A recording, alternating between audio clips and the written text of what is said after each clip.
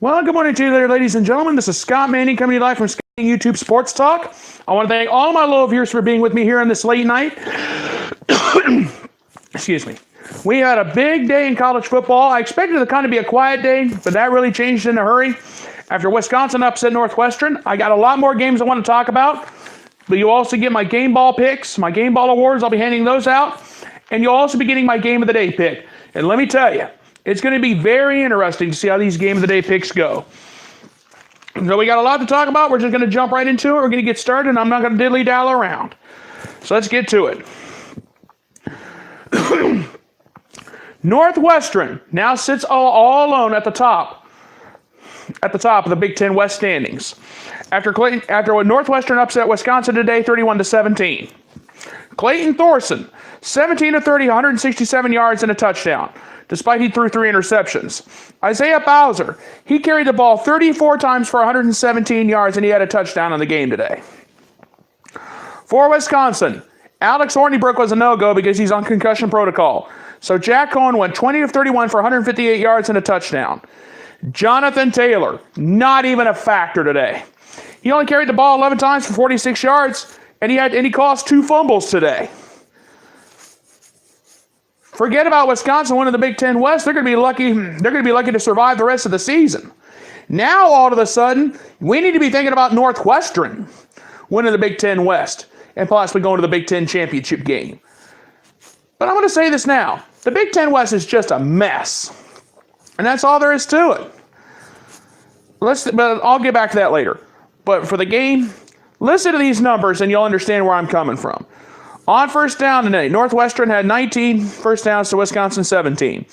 On third down, Wisconsin was 8 of 17, while Northwestern was 8 of 17, while Wisconsin was only 4 of 12.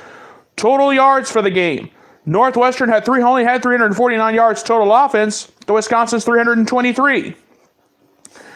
Penalties: not very many to speak of for Northwestern. They were only penalized 3 times for 20 yards. Wisconsin was penalized 5 times for 54 yards. Both teams turned the ball over 3 times. That's where the 3 interceptions come in for Clayton Thorson. And Northwestern, I will give them credit for this. They had the ball for 33 minutes, and they got the job done. And now this is a Northwestern team that has had trouble closing games out. And I'm going to say this. They closed this game out today. Could they possibly close out the Big Ten West today? That remains to be seen. But I will say this, though. Northwestern has all of a sudden become the team to beat in the Big Ten. I'm just praying that that Ohio State doesn't have to look at them in a Big Ten championship game. Because you know Ohio State's got a lot of work to do, and I'm not going to talk about the Buckeyes tonight since they had an off week. But I will say this. Northwestern has shown me a lot. Ever since getting embarrassed, they've been known to blow leads late. But they didn't blow this one here today. And that's all I have to say about this game. Okay, let's move on to the next game. Number 15, Washington versus the Cal Golden Bears. This, my friends, was a defensive struggle right from the word go. Cal pulled off the upset 12-10 today over Washington. And if you think this game was crazy, I don't have very many marquee players, but I got to share them anyway. Chase Garber, 16 of 23 for 153 yards. Patrick Laird, 22 carries for 83 yards. That was the only highlights on offense for the Cal Golden Bears today. For the Washington Huskies, Jake Browning, 11 of 21 for 148 yards. He did have a touchdown and an interception. And Kamari Pleasant, only 12 carries for 62 yards. Ty Jones did have 3 catches for 50 yards in the game today, but he had the lone touchdown for the whole game. Cal had the ball for 33 minutes, and they still couldn't get the job done. I mean, they couldn't put it in the end zone. But that's okay. A win's a win. And when you can mess up the Pac-12 race, you've accomplished a lot. Washington only had the ball for 26 minutes. They were held to 3 points in the final 52 minutes of this contest today. That is how Cal pulled off the upset. And the Cal Golden Bears, their defense stepped up.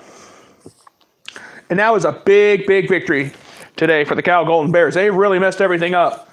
The Huskies going down has all of a sudden changed the Pac-12 North and has changed the landscape.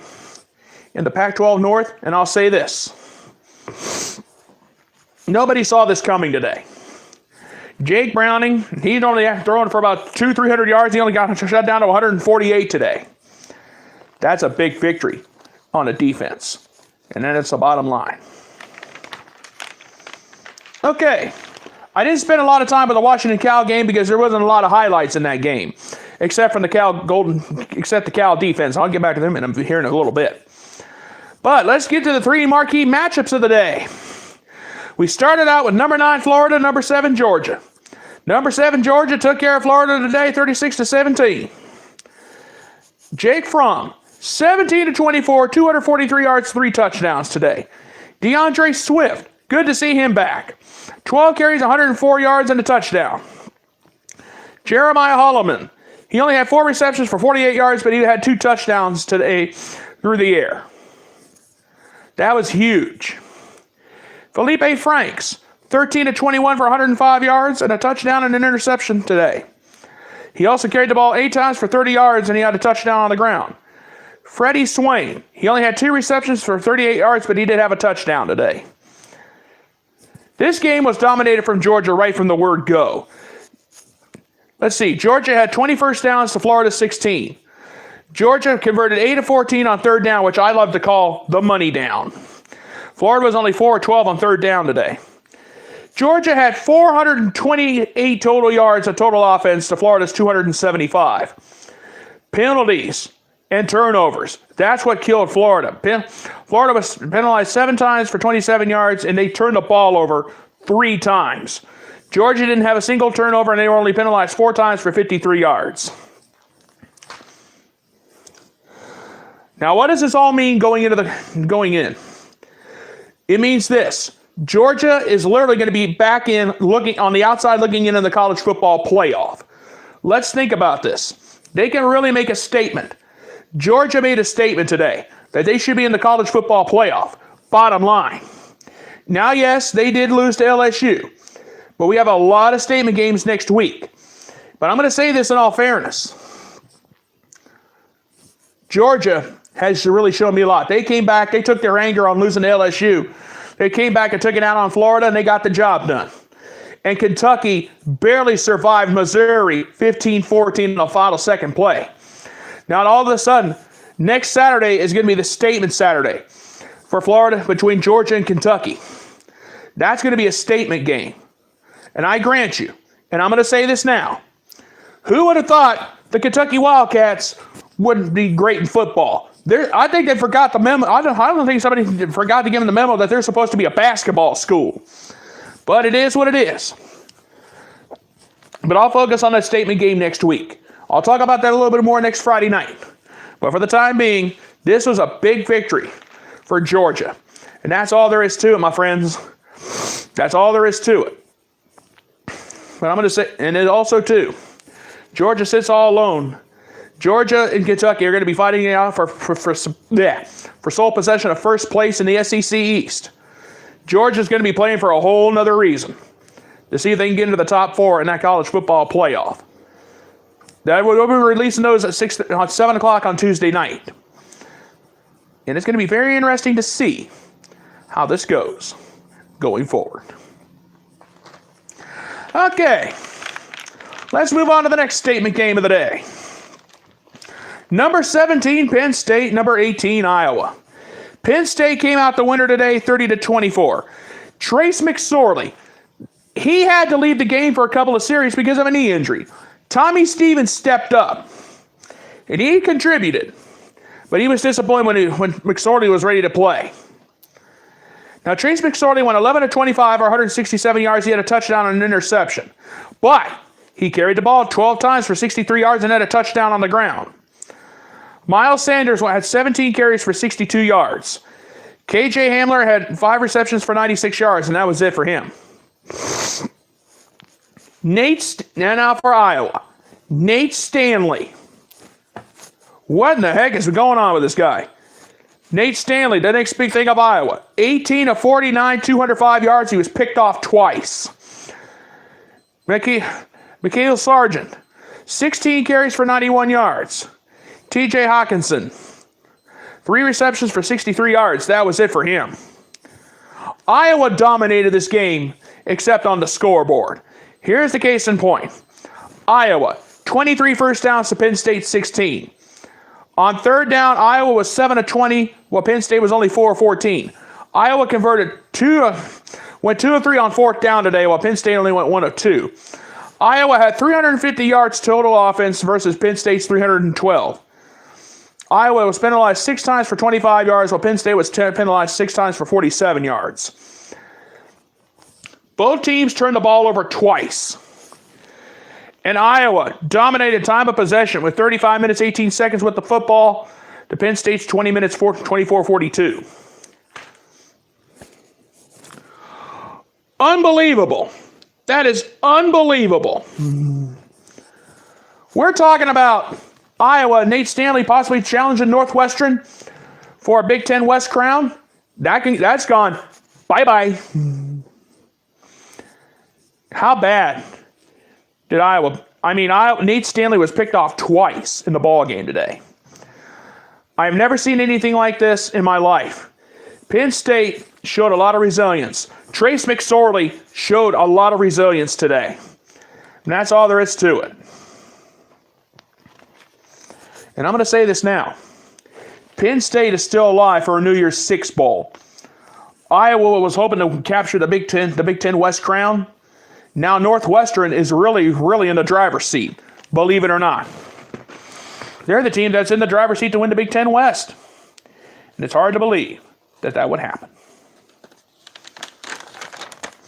Okay. The next big matchup I want to talk about. Number 14, Washington State. Number 24, Stanford. What a game this was. I didn't even write down the final team numbers for this ball game because it was just so big. Just looking at these numbers alone, looking at what some of these players did is plenty for me. Now Stanford did beat Washington. Now Washington State did beat Stanford 41-38 on the last moment field goal. That's all there was to it. But listen to some of these numbers for this game. Gardner Minshew, 40 of 50, 430 yards, 3 touchdowns today. James Williams, 5 carries for 30 yards, but he had 2 touchdowns on the ground. Desmond Patman, 10 receptions, 127 yards. Jameer Calvin, 3 receptions, 102 yards today. What a victory in that victory. Stanford, 34-43. For Stanford, KJ Costello, 34-43, 323 yards, 4 touchdowns today. Bryce Love, everybody's Heisman Trophy pick when this season started, got almost shut down to nothing. 5 carries, 68 yards. That was it for him. Caden Smith, 9 receptions, 112 yards, and a touchdown today. J.J. Arcega-Whiteside, 10 receptions, 111 yards, and 2 touchdowns today. Washington State won this game on a last-second field goal shot, and they got it. This means Washington State sits all alone at the top of the Pac-12 North standings.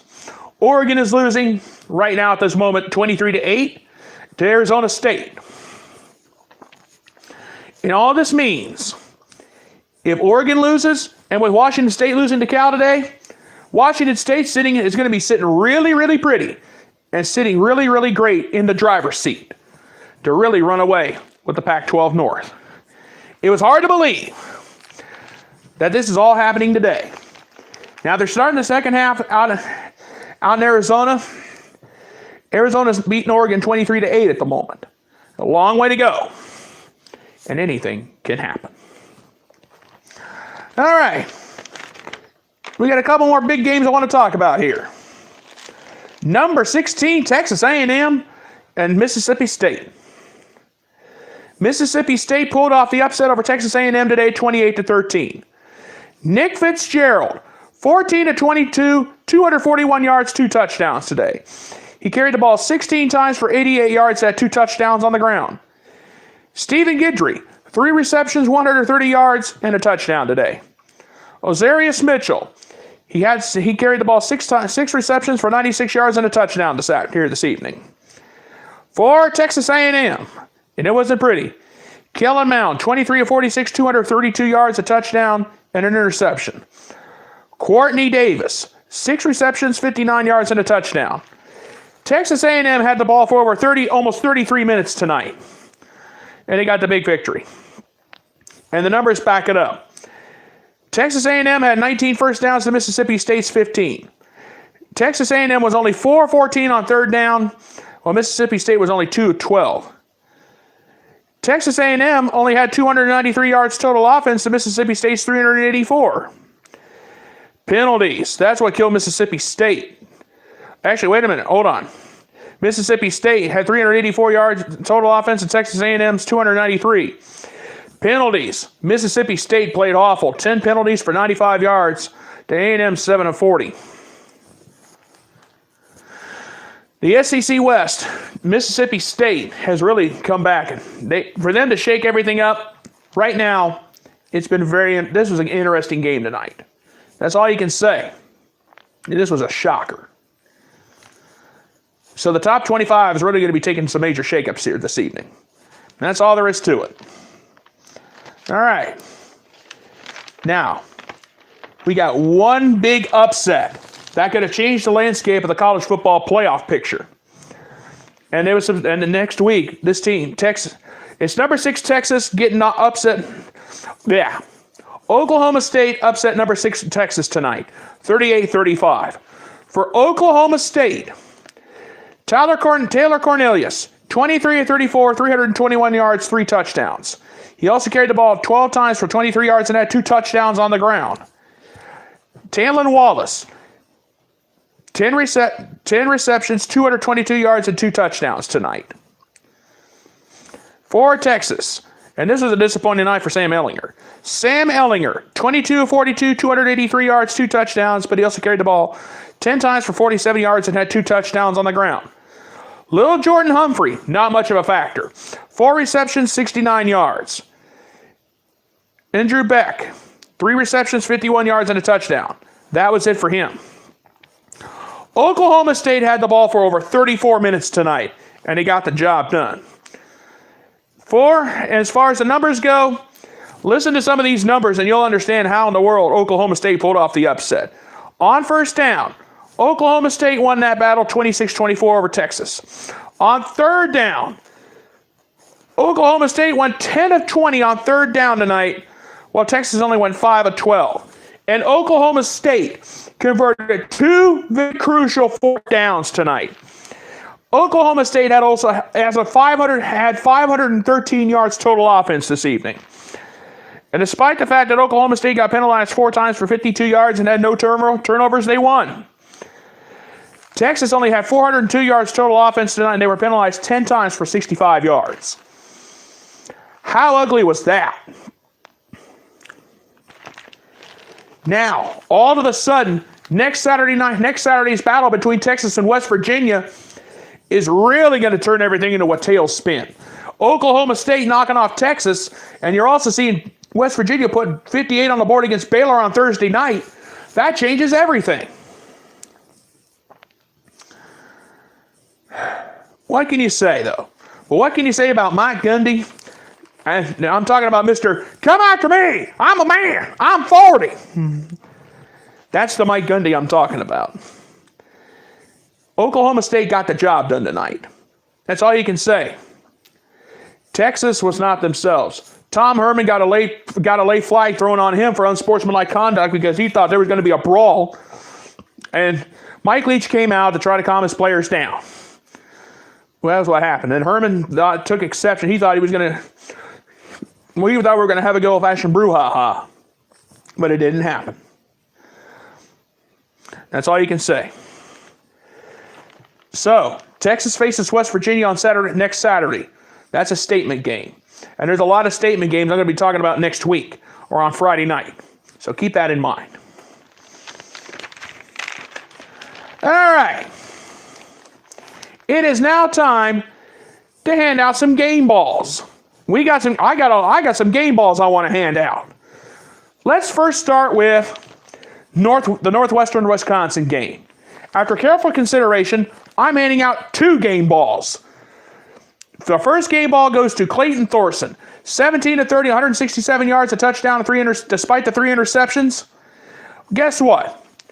Mr. Thorson, congratulations, sir. You just got yourself a Scott Manning game ball. And these game balls are just a pat on the back. They're not worth anything, but it's more like an attaboy. You did a great job. But still, I want to hand them out. The next recipient from the Northwestern Wildcats on this Saturday after upsetting Wisconsin, Isaiah Bauer. 34 carries, 117 yards, and a touchdown. Congratulations, my friend. You just got yourself a Scott Manning game ball. The next game ball is not going to go to 1 or 2 players. It's going to go to a whole part of the team. The Cal Golden Bears. The Cal defense, and this is not just one person, it's going to be the entire defense. The Cal defense, congratulations to you guys. The entire California Golden Bear defense is going to get a Scott Manning game ball for the way you shut the Washington Huskies down in that 12-10 victory. So congratulations to every single one of you. From the defensive coordinators to the defensive players, all of you are going to get a game ball. Now, for the Georgia-Florida contest, and this is fairly easy.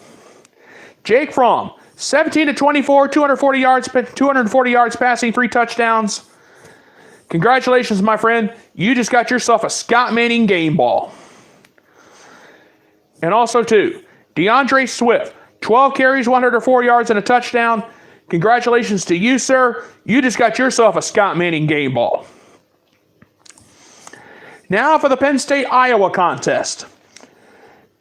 And despite the fact he had to leave the game for a couple of series, this one, he showed me a lot of guts and a lot of class tonight. Trace McSorley, 11 to 25, 167 yards, a touchdown, and an interception. He also carried the ball 12 times for 63 yards and had a touchdown on the ground. So therefore, Trace McSorley, congratulations to you, sir. You just got yourself a Scott Manning game ball. And my congratulations to you on that. For the Washington State-Stanford contest, I got 3 game balls I want to hand out. The first one, Gardner Minshew. 40 of 50, 438 yards, 3 touchdowns. Desmond Patman, 10 receptions, 127 yards. Jameer Calvin, 3 receptions, 102 yards. Congratulations to the 3 of you gentlemen. All 3 of you are going to get a Scott Manning game ball. And my congratulations to the 3 of you. For the Mississippi State Texas A&M contest, I got 2 game balls I want to hand out. Nick Fitzgerald, 14 to 22, 241 yards, 2 touchdowns. He carried the ball 16 times for 88 yards, 2 touchdowns. You, my friend, congratulations. You just got yourself a Scott Manning game ball. The other Mississippi State recipient is going to be Stephen Guidry. 3 receptions, 130 yards, and a touchdown. Congratulations to you, my friend. You just got yourself a Scott Manning game ball. For the Oklahoma State-Texas contest,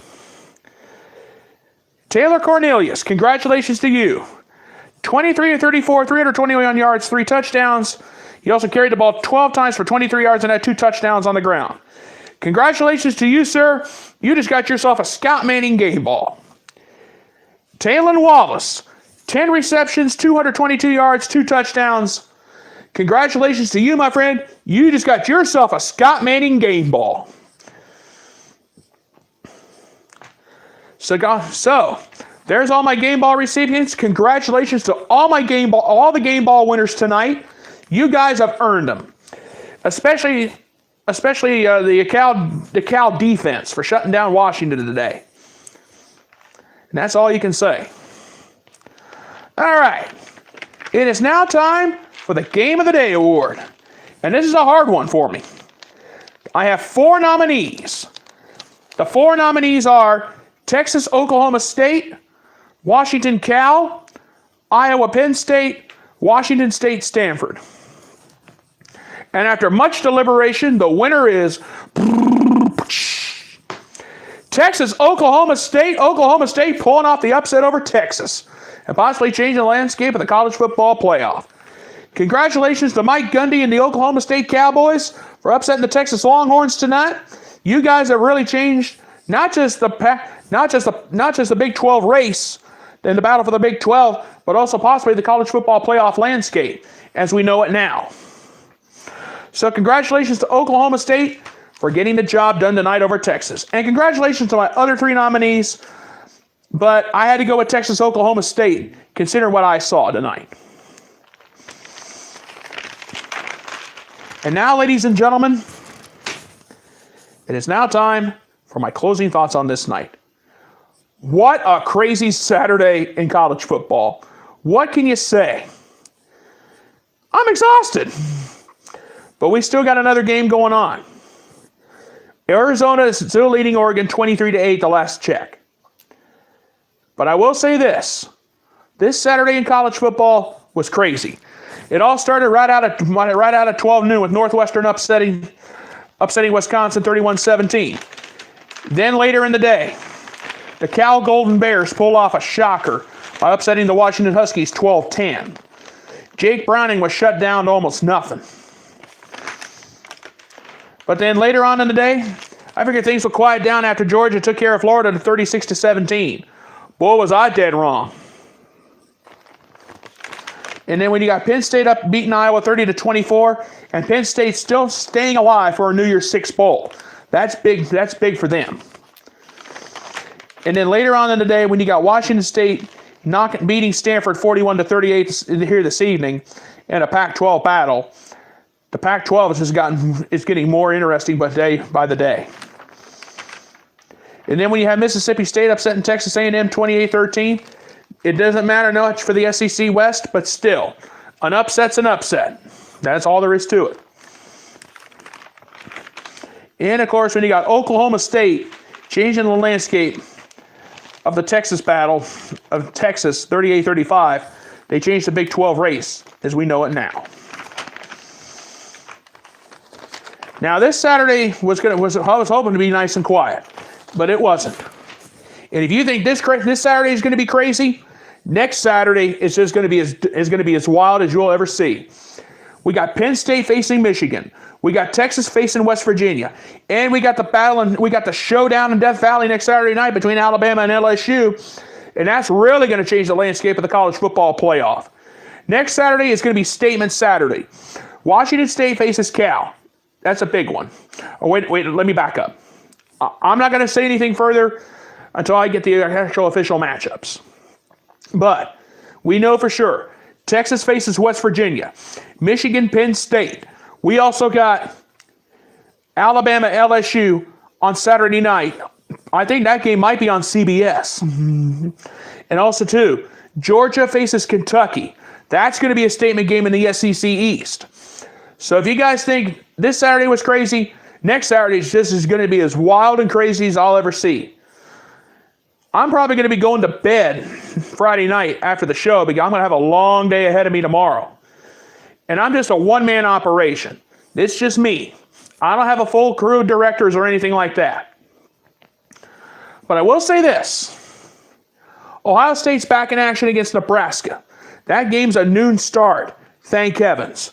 So we'll get Ohio State out of the way. Then after that, we'll go right into Statement Saturday. And statements will be made. Can Penn State stop Michigan? Can Kentucky beat Georgia? And can LSU knock off Alabama on Saturday in Death Valley? And I think that game's going to be a primetime kickoff. And I think that game's going to be on CBS. I will get back to you on next Friday night at 10 o'clock p.m. Eastern Time on the pregame show. But this Saturday was crazy. And things might have quieted down for now. But come Tuesday night at 7 o'clock p.m. Eastern Time, when they release the first rankings in the college football playoff, I think it's going to be very interesting to see how that goes.